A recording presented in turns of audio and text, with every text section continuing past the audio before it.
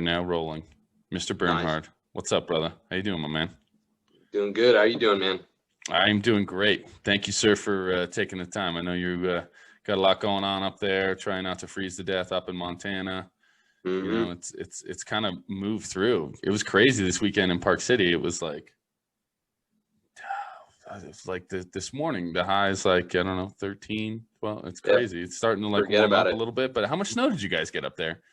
Oh, there's a solid foot out back right now. It was -6 when we woke up. Was that Sunday morning, Monday morning? That's crazy. Insane for late October. Yeah, is that the usual? Is that the usual? I don't even I know. guess it kind of goes through. It doesn't seem normal. Yeah, I guess it kind of goes through up here. We'll get some early spurts of like snow. You know, it already snowed in like September or something like that, I want to say. Mm-hmm. Yeah. But on to you, my man. Glad to hear that you're doing well. Really been excited about getting this one on the can and getting to chat with you about what's going on, and hoping to learn a lot, because, you know, unlike me, you're actually out there trying to make a difference and trying to save some people's lives and come up with some cool shit. So currently you're working on some design and synthesis of a novel microbacterium agents for pulmonary disease. Mm-hmm. How did that sound? Was that fairly accurate? Oh, you're on point, Bob. You're on point. Perfect. All right. Yeah, I mean, basically the bottom line, what I do is, the first stages in developing a new medicine are, it's kind of like the shotgun approach, right? You got to make all sorts of different things with the hopes that you'll get some things that work, right? As you find things that work that might potentially be decent medicines, you start to focus on key characteristics of those medicines, moving towards hopefully eventually getting something that will help some people. And so a lot of what I do is producing lots and lots of new medicines that could potentially help. And we've had some that hit that appear like they could be very promising. So that's super. I mean, that's really, really exciting to try to come up with something that promising and be able to make those kind of changes. So going in and kind of the bacterium agents for pulmonary disease, for those out there, like more of like layman terms, what is that?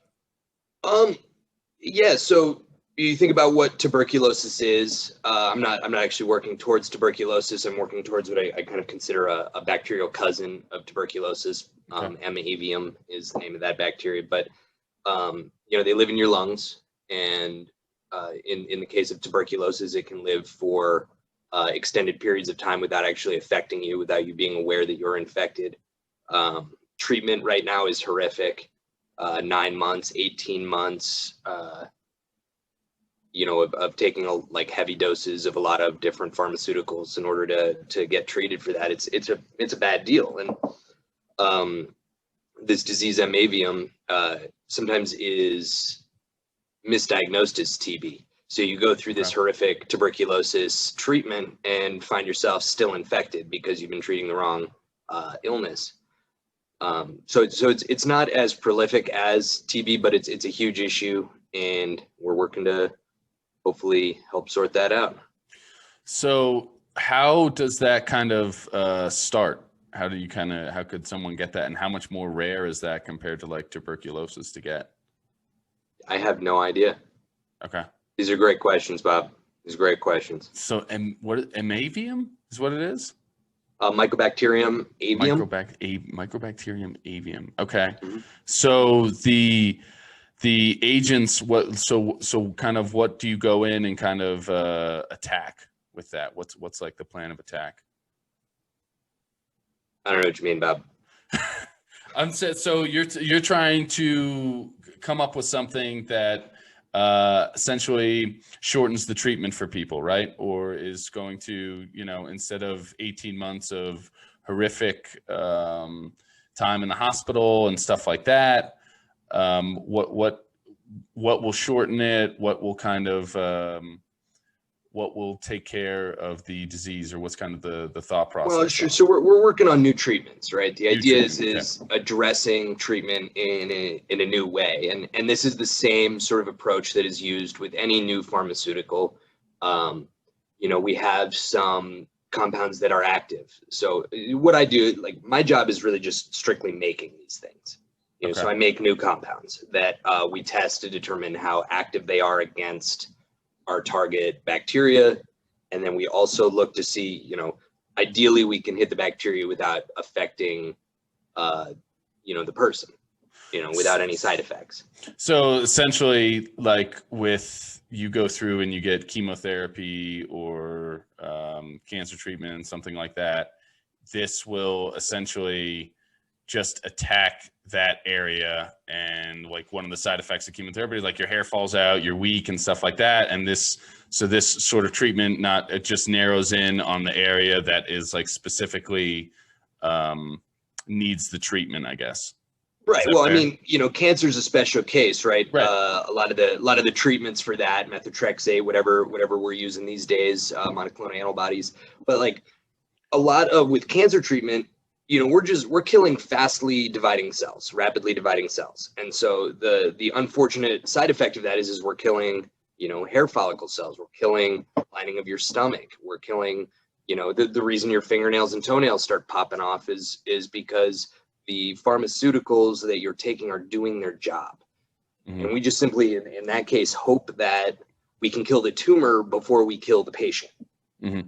and then rebuild afterwards. With diseases, bacteria, whatnot, the goal is what can we do to kill the bacteria without impacting the patient at all? Right. And that's obviously the goal is you take this thing and it has no influence on the patient. That's awesome. I mean, that's so cutting edge, and it's very cool. How much of an impact have you kind of seen as long as you've gone kind of down this path? What got you down like this kind of path? Well, I mean, I don't know, a decade ago, 2008, I started college, right? Totally directionless.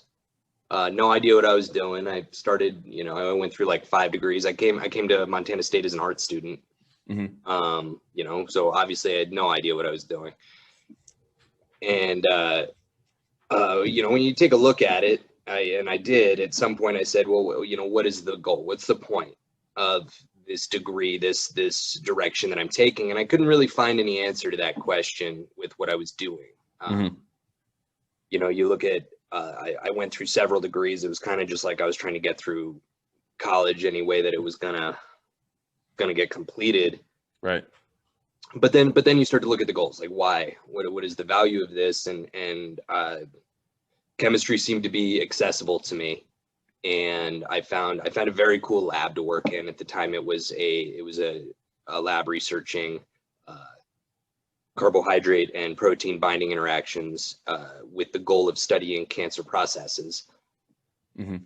So binding interactions. That lab. Sorry, okay. What, Bob? So carbohydrate binding interactions. What is that? Is that same thing like layman terms in cancer patients? Yeah. So. You're going to have to talk to me like I'm a child. And form these. What, Bob? I said you're going to have to talk to me like I'm a child. You are a child, Bob. We both know. When a tumor starts to form, mm-hmm. right, part of what it does is it clumps together. It grows, and it is dividing atypically, differently from your regular cells. Mm-hmm. And those tumor cells clump together, right? This is why we get these tumors. Yep. Part of what they do is they hijack your currently existing, blood vessels in order to fuel themselves, but they also create their own blood vesicles, tubes within the tumor.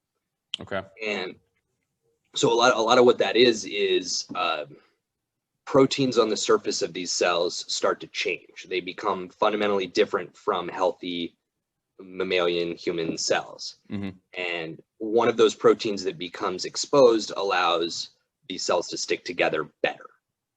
Okay. Or potentially worse, right? So in the context of lung tumors, right? One of the big issues, and you know, I assume we've made some progress on this, is very hard to operate on, because you get into the lung and this tumor just kind of poof breaks apart, and then all of a sudden it's metastasized. Now you have lung cancer growing in all different parts of your body, because it's, you know, gone through your lung tissue into your blood system and taken up root wherever it takes up root. So it has sort of weak affinity. It doesn't stick as well. Okay. Whereas other tumors, those in your GI tract, for example, they stick together differently. Mm-hmm. And so what we were doing is studying that, the stickiness, the way that they bind together, these different cells come together using proteins that are exposed on the surface of the cell, as well as sugar-coated proteins also on the cell, right? So they're kind of sticking together like Velcro, you could imagine. Yeah.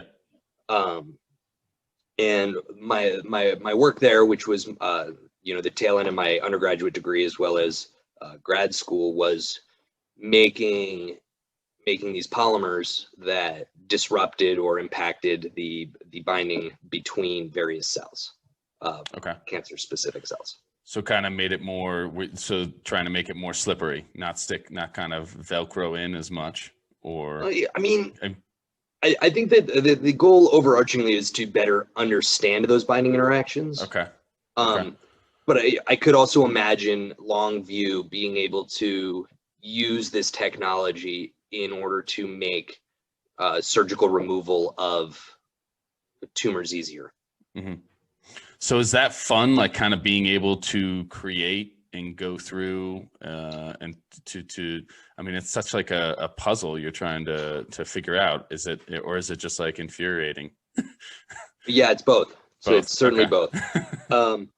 Yeah, I always like, I don't like watching CSI, but you get those, like, you know, montage moments where they're in the lab and it's like the coolest thing. Everything's bright colors, everything's moving fast. They're popping stuff into an instrument and magical data is coming out on the other end. It's probably not a surprise, but it's not like that.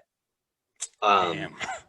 I know, right? I'd always wanted to film like a little video of, like, you know, actual lab time, and then a day in the life. Yeah, and then speed it up, get some like crazy music going, and you know, a lot of what it is trial and error. A lot of what it is coming to the lab every day and just trying to get through a little hurdle, whatever that hurdle is. You're just up against something all the time, and that's kind of the life of, you know, a scientist doing something that's new, unexplored. Is there's a reason it's unexplored, is because, you know, there are challenges that haven't been addressed yet. Mm-hmm. So a lot of what's cool about that, especially looking at it retrospectively, like I can look back and be like, oh, that was so cool when I did that one thing that worked. Right. You had the breakthrough. Yeah. And well, you kind of get those, mm-hmm. But the other 9, 10, 12 months out of the year that you're just beating your head against the wall, in the moment, it feels brutal. Yeah. I can imagine. I mean, that's got to be crazy. I mean, you spend 9 months of your time, you're trying to finally get that breakthrough, and nothing's working. Well, I mean, yeah. So there's my most recent publication, which came out of you know, that work that I started in grad school. Mm-hmm. So we just published that earlier this year. And I started that project in the fall of 2013. Okay.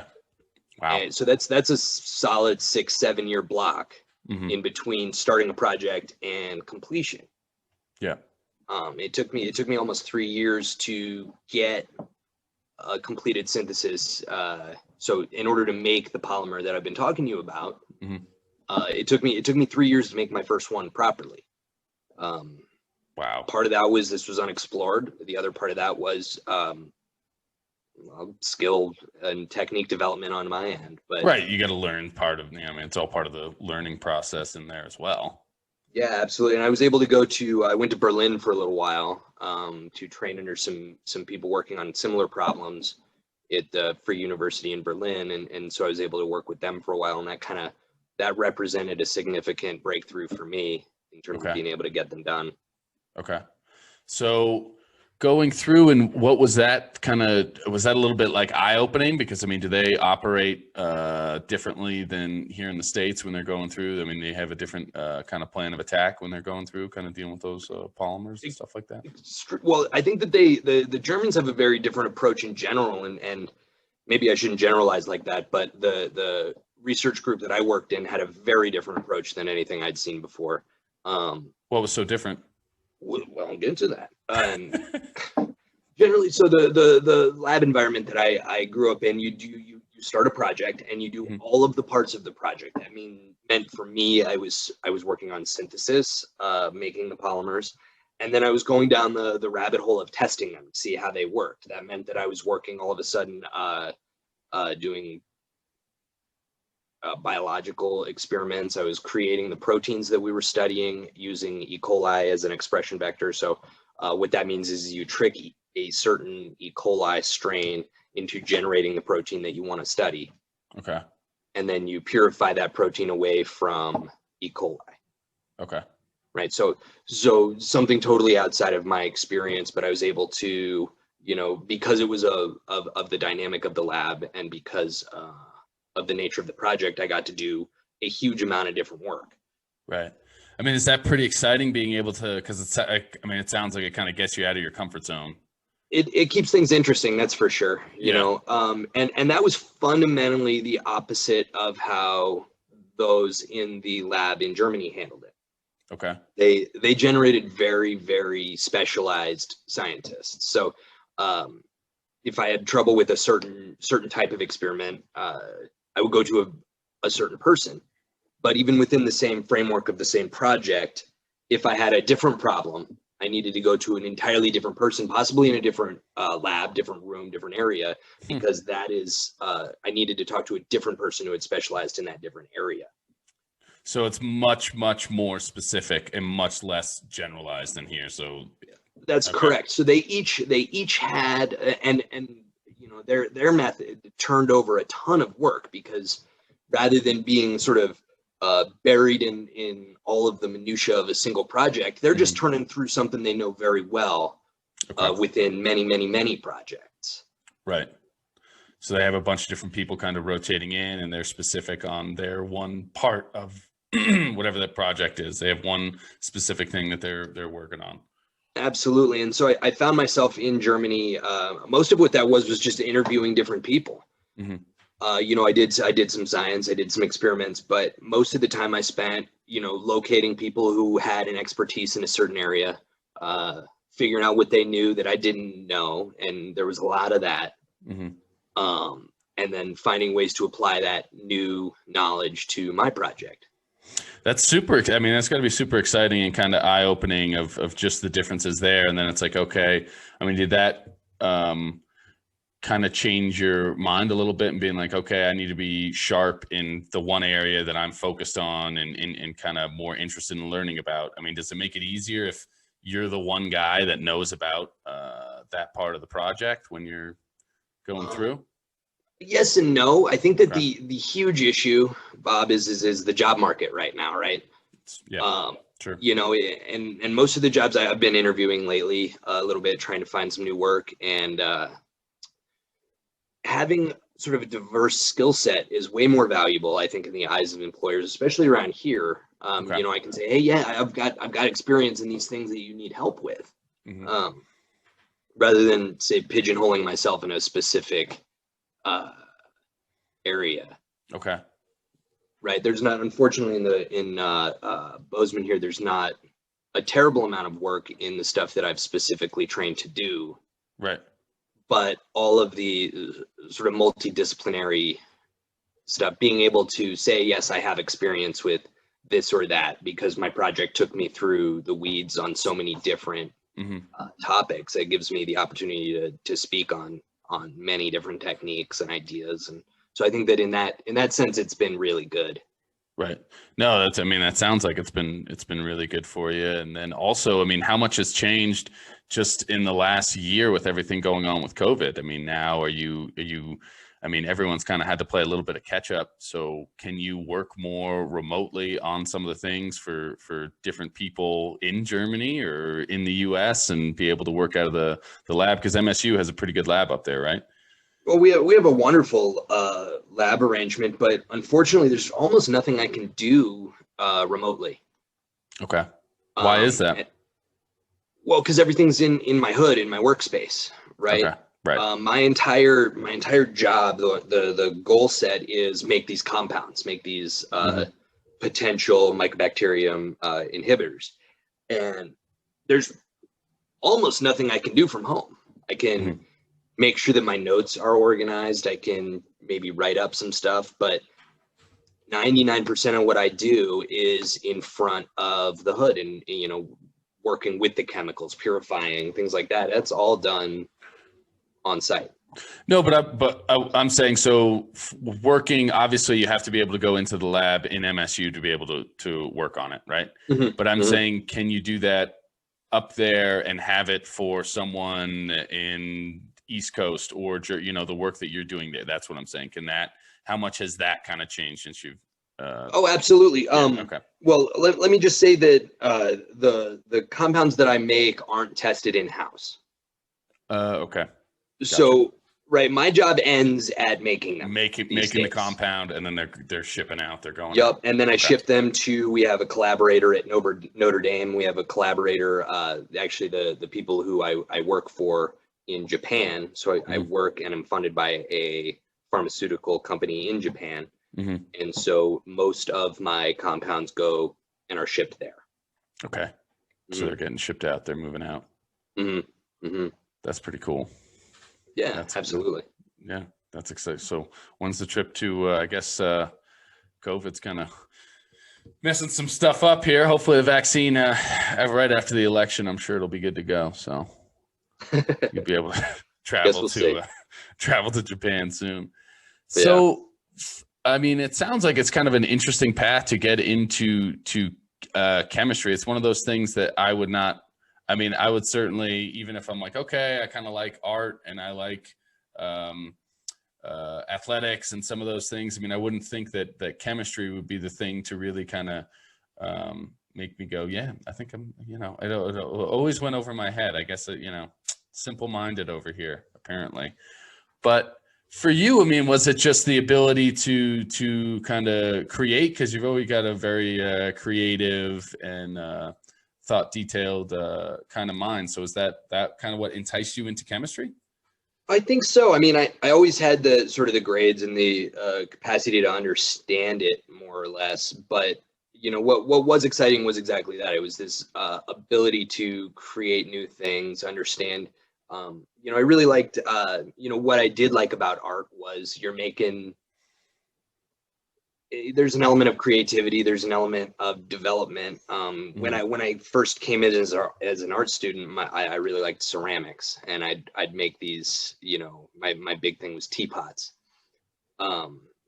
You have all the little fixtures on the teapot, the handle, the spout, whatever, and so you get to design each one of these pieces that they each have a very specific function, and their form dictates how they handle.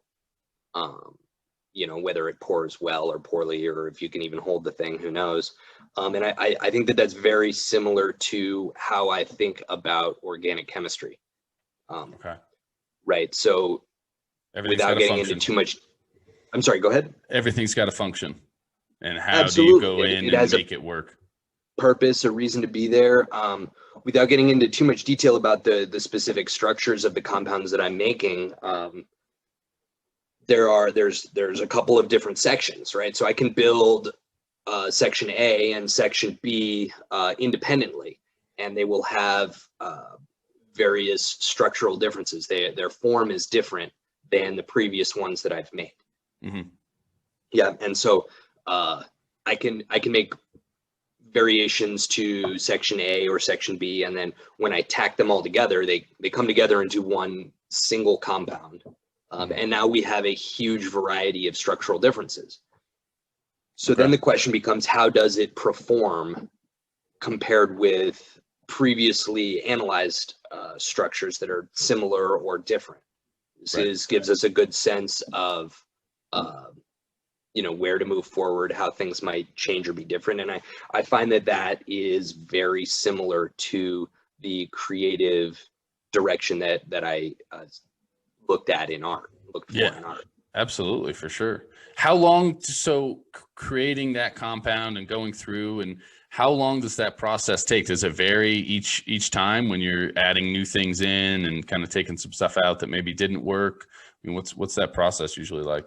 Yeah, so right now, my more difficult sequences take, it's like a 4 or 5 reaction series, so they're fairly short.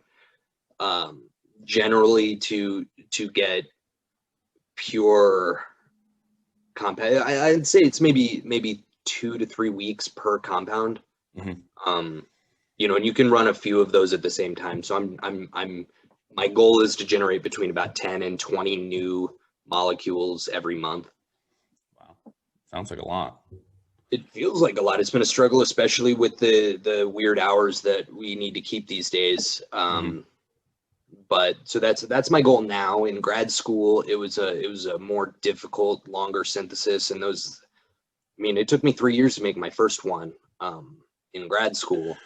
That's crazy. I mean, what type of perseverance kind of goes into that? Because there's got to be times where it's super frustrating. Like you said, you're hitting, you're spending 9 months and this thing. I mean, 3 years to see that come full circle. I mean, how pumped were you when that thing you finally created it? Oh, it was huge. It was so exciting. And the thing, it's one thing to just make it, but you need to also be able to prove and demonstrate that what you say you have is what you have. So it's not just making it, but it's also having data that agrees with the statement, oh, I made it, and that was one of the biggest struggles, because I thought I had made it several times previously, but being able to prove it in a way that is reproducible and can be understood by the general scientific community is the harder part. Okay, yeah, that makes sense. And with these compounds, it required me to kind of think outside the box, make some new some movements in new directions for the lab. We'd been using mass spec specifically for studying these, for characterizing these polymers, making sure that they were what we said, but that didn't work with my compounds. And what is that, mass spec?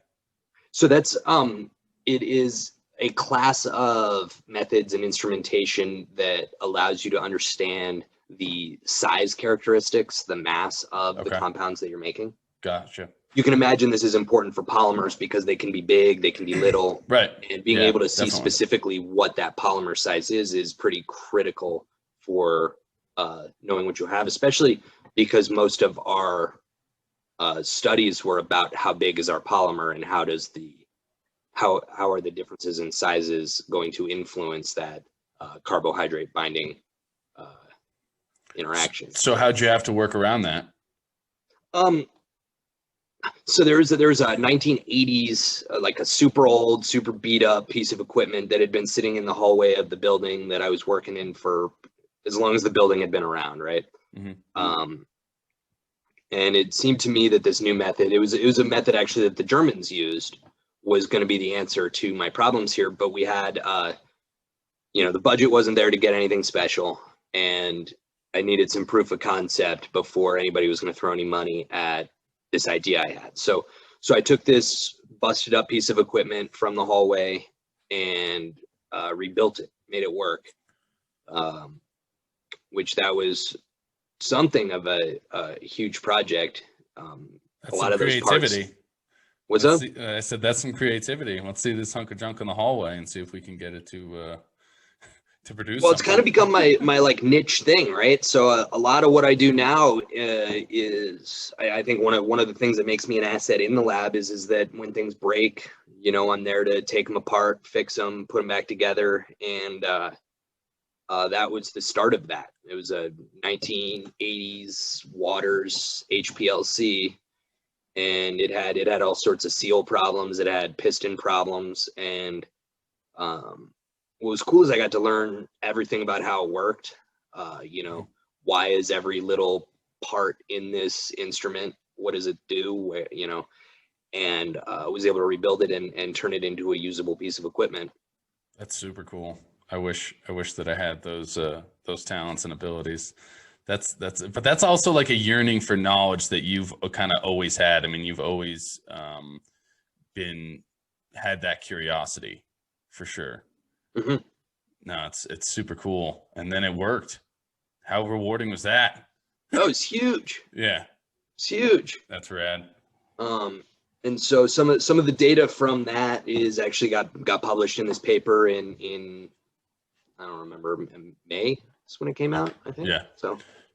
And then you have another paper that you just submitted as well, right? Didn't you have one? It got accepted on Friday. Oh, it did. Congratulations, man. Yeah, thank you. So we still need to proof it before it gets published, but it should be good to go. And then what is that paper on?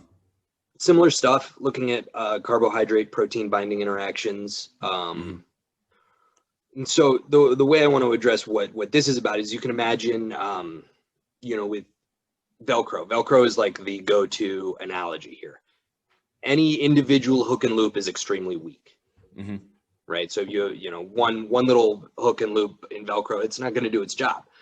But all of a sudden you have whole strips of Velcro with many hooks, many loops that are coming together. And as the Velcro shifts, maybe some are breaking apart, but others are being created, so it stays together. Mm-hmm.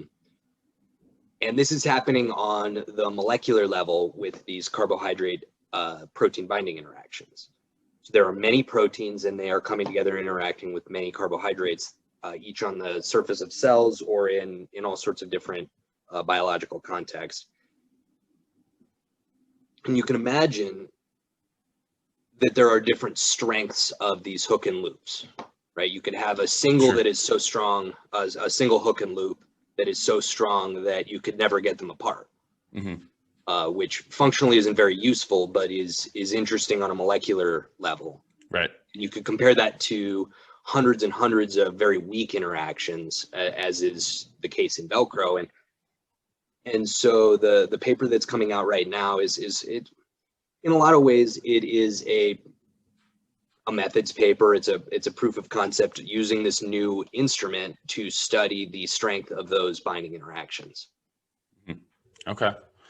That's pretty exciting. So how long was that process for this last paper?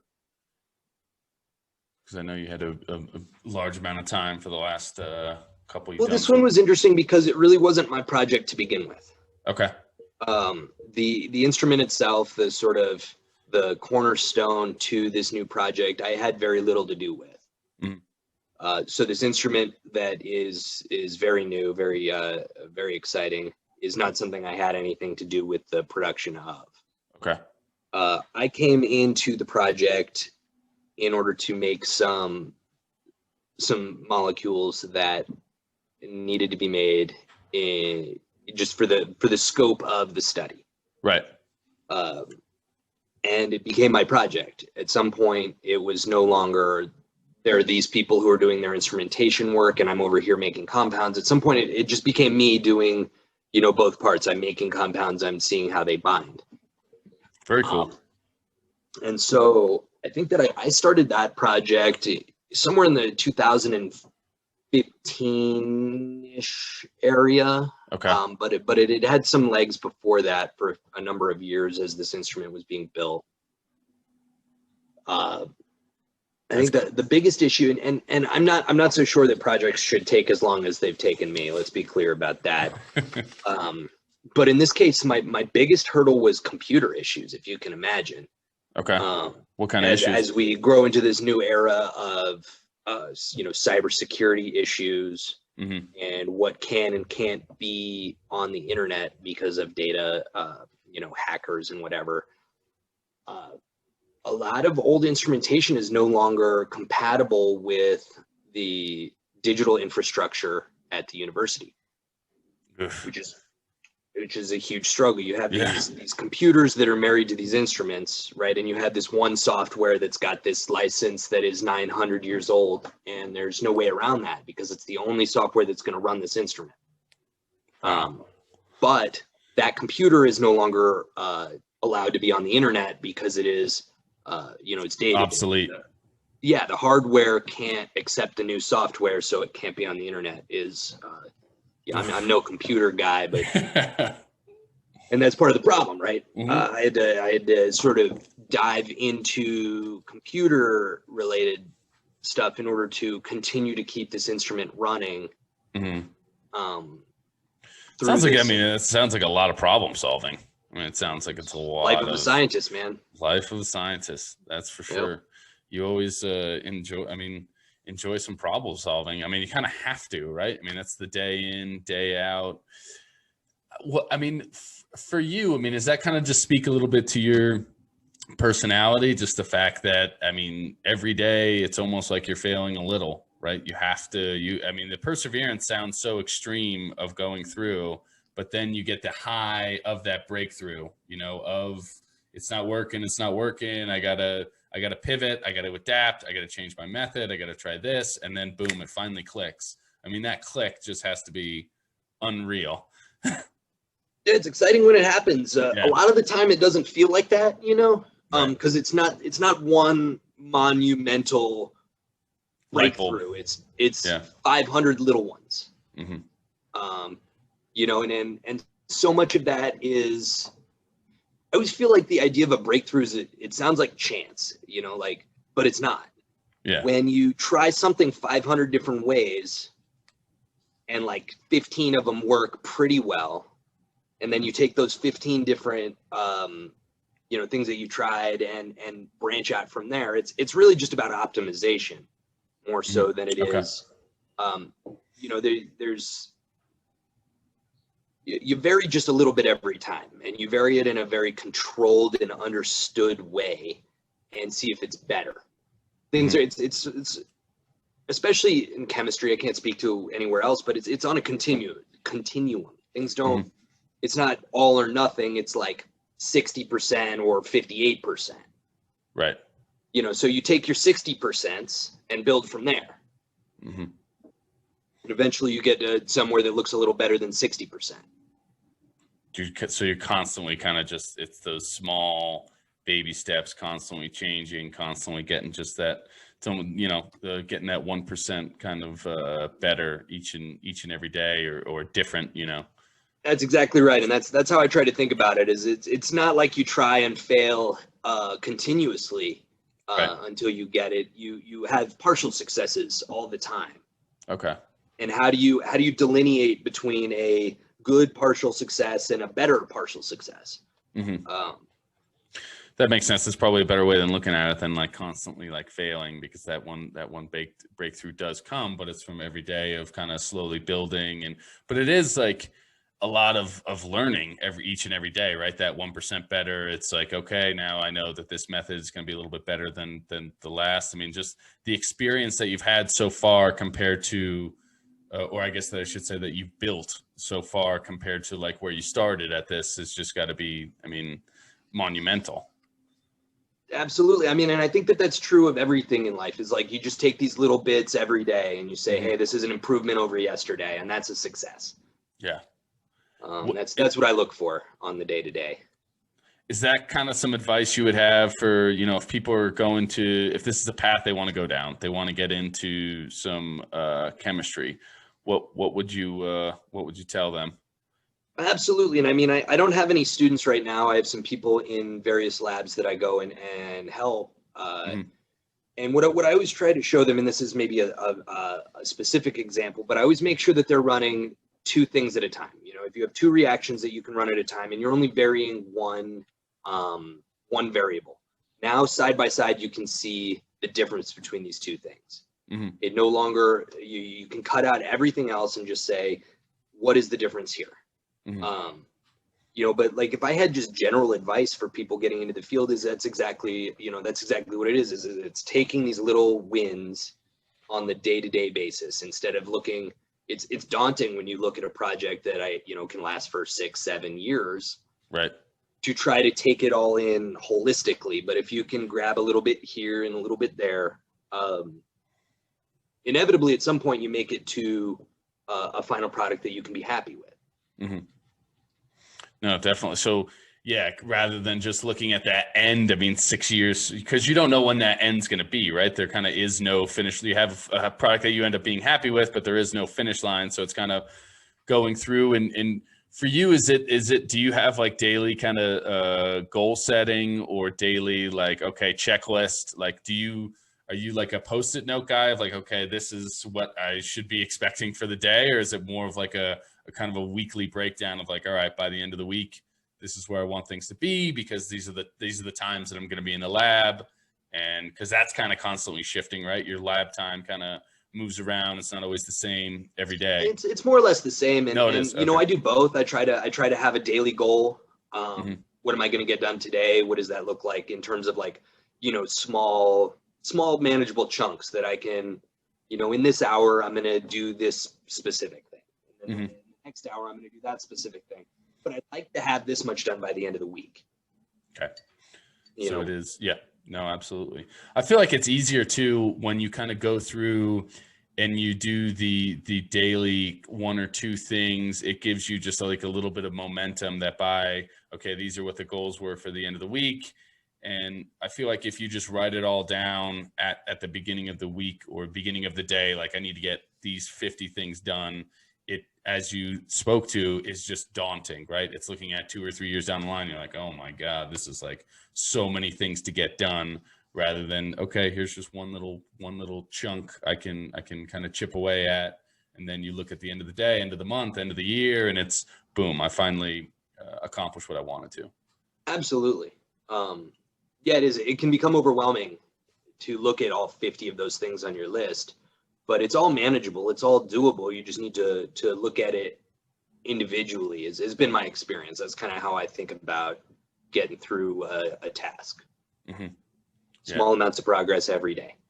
Small amounts of progress every day. That's definitely, it's definitely a good approach. It's interesting because, you know, from some of the different people I've had on and stuff, they all have different attitudes and approaches of how they like to kind of attack their day. But, you know, one thing that's always the attitude is always very similar, you know, as they've kind of gone on. And you definitely have that attitude that's you definitely want to get things done, and you also are just that curiosity of understanding the function, as you talked about a little bit earlier, like just kind of that openness to learn and get that kind of 1% better. Absolutely. Where would you say for you, I mean, is that who's kind of giving you that influence? It doesn't have to be one. It could be few. It could be a few people. I mean, other than me. I mean, there's been so many people that have been so influential in getting me here, right? Right. Probably one of the biggest ones is my grad school advisor. You know, she was there for me in my undergrad. She's been there for as long as I can remember, since before Gabby was born, even. You know, and I think that I've grown a lot in terms of my approach with her, with other people. But, you know, we started out with maybe monthly or quarterly meetings where it would be like, you know, what have you gotten done? What are you going to do next? And then that as deadlines came up or just in general, we started to go, you know, weekly meetings, or, you know, even when things were pretty hard, daily meetings, just to say, you know, are we getting this done? Are we getting what we need to done in a reasonable amount of time? What did you do today? And bringing that attitude, you know, internalizing that attitude in a way, so that it's not. And I love the idea, and maybe I'll speak about it a little bit later. But having like a team around you that can help propel you forward, but being able to also have that sort of personal dialogue. Am I getting enough done? Am I getting the right things done? Is my time being used efficiently? And I learned a lot of that from my time with my Ph.D. advisor, who would ask those questions. Right. Yeah. I mean, that's definitely great. And then it helps you, right? Because you're able to be like, okay, now I have this kind of sounding board. Well, here's where I am. Someone that understands, you know, I mean, it's kind of hard to talk to mom or dad about like, hey, so how does this sound? Like, sounds great. to be able to have that sounding board that knows the specifics of what you're talking about, and every day, like, hey, let's do this, let's do that. I mean, it seems like that definitely helps kind of propel the growth for you. Absolutely. Well, and the one thing that I wanted to say here is that, they're really, maybe there's little things that are new that you're doing. As a scientist, there are things that you're doing that are new, but as a human, there really aren't. It's all been done before. Mm-hmm. And one of the big things that I've tried to work on in my personal life, in my professional life, in general, is finding people who have done or have gone through successfully the things that I'm in the process of going through. Getting the opportunity to get advice from people who have been there and done that. Right. And the hardest thing for me is listening and then doing things based on what they said. There's somewhere internally that ego that tells me I want to do it my way, but if my way clashes with a proven successful method, then maybe I need to reevaluate. Right. So that's something that I try to do as often as I run into even a minor hurdle, is who's been through this, who's done what I'm trying to do. And how can you kind of apply that to your own, that's definitely that sounds like some serious growth, and definitely some good learning, because the ego does kind of love to get in the way all the time, right? It absolutely my way's going to work. I can do it. And it feels good when it does work, but it doesn't work that often. Yeah, my way doesn't work as often as finding people who've done it. Getting that experience is huge. Mm-hmm. And you don't have to have had that experience, but you do have to listen to those who do have that experience. Yeah. And so also kind of building upon that, like you touched on a little bit earlier, like having that team, having those different like sounding boards and everything else. I mean, it sounds, especially in your field, it's such a collaboration all the way around. It's more of a group effort, and also like the sharing of knowledge, right? I mean, you can't, if you're stuck on an island, you have all this information, and if you don't reach out or have an open mind to, some other fields or, specialists, as you're talking about over in Germany, to be able to fit that last puzzle piece in, then, you're going to continue to bang your head against the wall for maybe another 6 months to find a problem that, or to have found that solution that you could have had 6 months earlier. That's absolutely right. Yeah. Mm-hmm. Yeah. So for you going forward, I mean, how much more do you plan on kind of continuing to have that team like mentality? I mean, you feel like that's what works best for you, and will kind of continue your growth? I don't see that as something that needs to go away at any point. Sure. Right. Yeah. I have a group of people in the community that I talk to about my my chemistry related issues, but I also have people in the community that I talk to about sort of more personal matters, and that's what I've found to be an effective way to navigate all sorts of challenges in life. So I think that's just how I address the day-to-day. And also, I mean, I feel like that helps in the professional side of things, that everyone gets to see like the whole picture of you, right? They're not just seeing like, all right, I clocked in, I'm only doing work-related stuff. This is it. This is my thing. Like, I feel like it allows people to want to help and to see the full spectrum of like who you are. And, I think a lot of people, especially in this day and age with social media and everything else, want to see everyone fail, or at least that's like what their perspective is. Like, no one wants to see me succeed. But if you break it down and you have people that you can connect with and be open with and share some vulnerable sides, they actually most people want to see people succeed. At least that's been my experience. Sure. Maybe. I mean, I'm not a big social media guy, as you know. So I don't necessarily see or feel that presence that you're talking about, but I do know that, getting to have teammates in the field, out of the field, is huge for keeping your head in the game when things are hard, for celebrating your successes, for, learning from your failures. So definitely. So what do you think the future looks like what's next? I mean, you just spent all this time, you got this paper going. Is it constantly a daily grind of working on something new, or do you allow yourself like, hey, this paper's been submitted, I'm going to take a little bit of time, or is there no downtime in your field? It's constantly on the go. I don't know what downtime even really looks like, Bob. To me, it's like, you're always kind of redlining it a little bit. There's always more to learn. There's always more to be working on. Are we coming up with new ideas? And that's not a clock in, clock out 9 to 5. That's every minute. What can we do to improve upon what we were doing yesterday? And to me, that's a lifestyle. That's not just about work. Right. No, absolutely.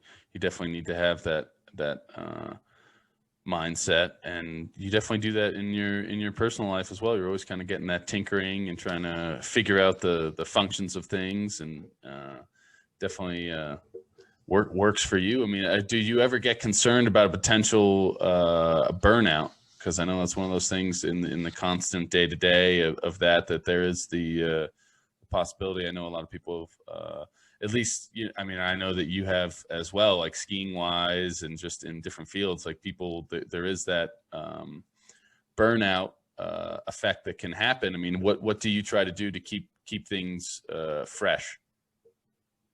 Well, that's what's, to reference skiing real quickly, I think that was a huge learning experience for me is my career in skiing ended when I came to college, but it had been more of a grind and less of, it was something that was fun for years before I stopped. And I did feel a lot of burnout then. And part of that burnout, it was all mental, it was all in my head, right? But what I didn't stop to do then was appreciate the minor successes. And I didn't take a look at the, that 1% growth, that day-to-day growth. Instead, I skied like all of a sudden one day I was going to go from where I was to Olympian level. Like there was some breakthrough moment where it was going to go from bad to amazing. If I just kept with it, that's what I hoped to see. And that was never going to happen, because that kind of stuff is, in my experience, not something that does happen. So now I try to take a moment to appreciate those small gains.